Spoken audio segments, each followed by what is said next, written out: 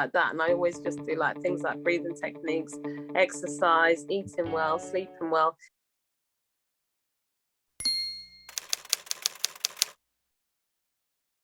Thank you, Patricia, for joining me out of your busy schedule. I really Thanks for appreciate it, having me. and I'm sure the viewers will appreciate this as well. Just for new viewers who have just logged in, my name is Aziz. I'm a digital media teacher based in London, and today I'm hosting this Zoom meeting with Patricia, who is a mental health expert, I would say, because she's worked with tons of people. Some students, they have a lot going on. They feel a bit overwhelmed. Some have anxiety, and it's not just, one group of students. I think it's, everywhere, schools, colleges, and especially, coming out of lockdown. But if you can give a brief intro to the viewers, please. Yeah, so my name is Patricia. I'm a wellbeing practitioner. And what I do is I'm trained in different fields. I've been doing mental health support for over 20 years, working with people with addictions, people in prison rehabilitation programs, people who are homeless, people who are domestic violence victims. And I also did general wellbeing support for communities. So my work really centers on helping people to find the best ways to be able to stay resilient and get through life, especially if you're moving on from life, say, for example, in prison, onto kind of getting a job, getting settled down, etc. So it's just helping people make those changes and supporting them and facilitating that journey. I'm also a laughter yoga leader. So laughter yoga isn't yoga, it's just laughing. It's fake laughing. It was invented 25 years ago by a medical doctor, and it's amazing because you release endorphins, you feel really good. And I'm also an EFT practitioner. EFT stands for Emotional Freedom Technique. And that's basically acupuncture without the needles. So you tap on endpoints of meridian lines to help you stay calm. So that's me. I'm Patricia, and that's what I do. Oh, wow. Thank you for the introduction. That was brilliant. It seems like you've worked with a lot of people and from all kinds of different backgrounds, different organizations. What kind of tips and advice can you give to young people? So, for example, I work in a college, ages from 16 to 19. That's how old my students are. So young people, it can be from 11 to 19 as well. What kind of advice can you give? Because they feel very overwhelmed, especially coming out of lockdown. Some have emotional anxiety issues. What kind of tips and advice can you give? I mean, this is, how long is a piece of string? But I think for everybody, different things work really effectively. But I would say the absolute fundamental thing that always works is breathing techniques. Breathing techniques have been proven to help anxiety and help people stay calm under pressure.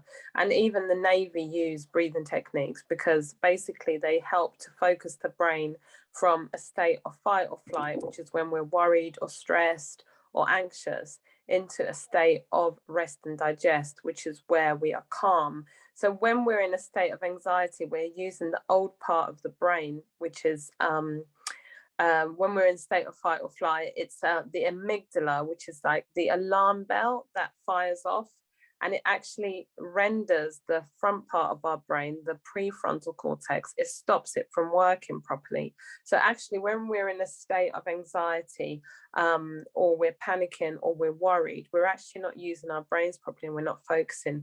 So this is why breathing is really good, because it helps to bring the focus back to the front of the brain, and it helps to send a calming signal from the parasympathetic nervous system, which is the part of the body responsible for calm. It sends a signal to the brain to tell it that everything is calm. So there's tons of stuff on YouTube, but I would say that there's Three really good breaths for calming. There's box breathing, where you breathe in for 4 seconds, hold for 4 seconds, breathe out for 4 seconds, and then rest for 4 seconds. But you can do this anywhere.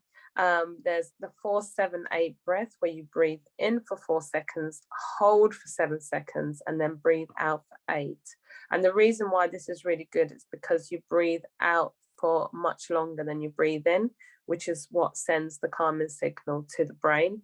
And then there's just regular breathing. If you take a really deep breath in through your nose, when you breathe in, you should feel your belly rise slightly, which means that all of the air is getting in from all of the lungs. So not just the top of the lungs, all the way down to the bottom. And breathe out slowly, just pursing your lips like this. And take a really long breath out. So if you breathe in and out a couple of times, even 6 breaths is meant to reset your brain. So you don't even have to remember the box breathing or the 4-7-8 breathing, but you can look these up. But even just taking 6 deep breaths in is a way to help to calm your body. Another thing is exercise, even just walking, especially walking outdoors. That's been proven to calm the body and the brain. And because I also practice EFT, there's a point here on the wrist here. So if you think about putting 3 fingers on your wrist here, there's a point about here. And if you tap this, this is an acupressure point. It's a really good acupressure point for calming, especially when you're really anxious, like, before exams, or if you've got a massive deadline and you just can't keep your head from spinning, or if you need to get to sleep, this point is really good. There's lots of acupressure points around the body. The point here by the chest is also really good. And also on top of the head. On top of the head is where all the meridian lines end. Obviously, I'm not suggesting you do this on public transport, but this is a really nice little subtle one that you can do without anybody seeing. So breathing, I would say, definitely lots of walking and exercise, and also using acupressure points to try and send calming signal to the brain, to tell the brain to calm down. But obviously, with the pandemic and lockdown, and I know lots of people have kind of vicarious trauma from that, and things haven't really got completely back to normal. There'll be certain techniques that might suit some than others, but I would say daily, if you can practice, even there's a thing called breather clock, where basically you look at the clock, and if it's on the hour or somewhere near the hour, you take a really deep breath in and then breathe out really slowly. Regular good routines and habits, like making sure that you're looking after your gut, eating well as much as you can. I know we're all under pressure to eat well, and we don't always do it. But a really good way to do it is just to make sure that you get your greens. The darker the greens, the better. Yeah. And if you can try and fill your plate with more greens than anything else on the plate, it will just help to balance the gut. The gut really needs to be well, because the gut and the brain are very connected. So food is actually affects our mood.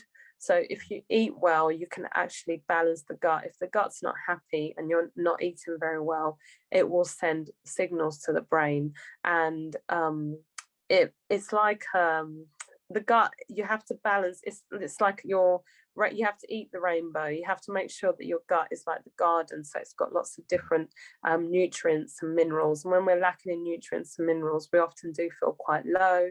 We're lethargic. We don't have enough energy. And as well, I know it's difficult to do, especially if you're doing exams or you're under pressure, but trying to sleep well, trying to get good sleep routines, making sure you're getting to bed, and making sure you're doing 7 to 8 hours sleep. And if you can't, trying to make sure that you catch up on the weekend, so you're not in a constant sleep deficit, because when we sleep, we rest. And it's also really good for the brain, because it locks in the memories of all the learning that we've done, and it holds it in like a little inbox, or it's like your USB in the long-term memory, and you can recall that then when you need to bring that learning back, and then it kind of clears the brain for new learning for the next day. So sleeping is really, really important.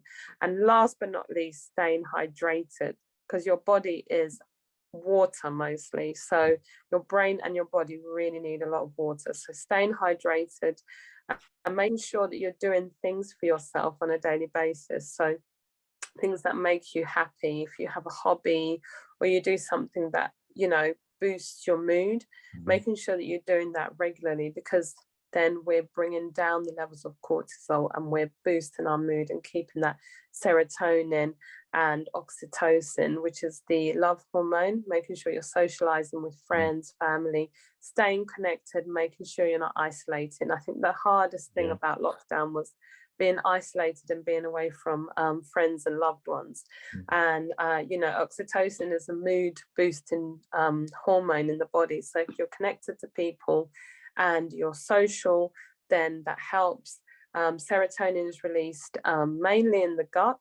So if you look after your gut, you'll have lots of serotonin swashing around the body. And that's a feel-good hormone, and endorphins as well. I practice laughter yoga, and you can make your body feel better even just by fake laughing, because your brain can't tell the difference. So even when I'm washing up, sometimes you're just like, ha, ha, ha, ha. Yeah, your brain can't tell the difference. So it starts to release endorphins. But you can find endorphins when you exercise, when you eat well, when you sleep, your body is rested. Yeah, so doing good things for yourself as well that make you feel better is also really important. Remembering to do that, even if it's just making sure you take a bath once a week and just have a really nice sort of self-care routine for yourself. Wow, that's a lot of good advice there. That was a lot. A lot of good advice there. How can companies get in touch with you?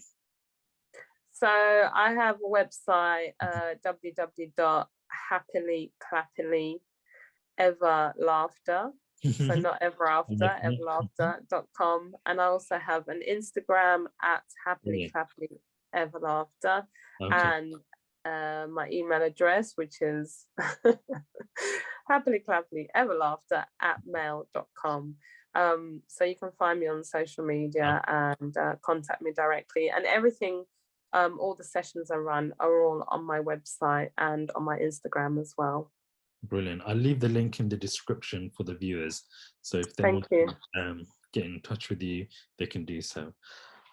Well, thank you so much, Patricia, for taking time out for the viewers. And, you know, it was a real insight, and I'm sure the viewers will appreciate it. Thank you so much. Thank you. And thank you so much. Take care. Thank you. Take care. Bye-bye.